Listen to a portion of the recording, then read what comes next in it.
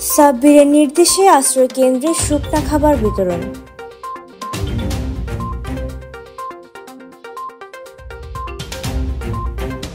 বন্যায় বিপদগ্রস্ত, পানিবন্দী ও পাহাড় ধসে ক্ষতিগ্রস্তদের পাশে দাঁড়াতে কেন্দ্রীয় ছাত্রদলের সাবেক সহ সাংগঠনিক সম্পাদক এবং রাঙামাটি জেলা ছাত্রদলের সভাপতি ফারুক আহমেদ সাব্বিরের নির্দেশে ৮ নং ছাত্রদল, যুবদল, স্বেচ্ছাসেবক দল, কৃষক দল ও তাঁতি দলের নেতৃবৃন্দ শুকনা খাবার ও শিক্ষা উপকরণ বিতরণ করেছেন।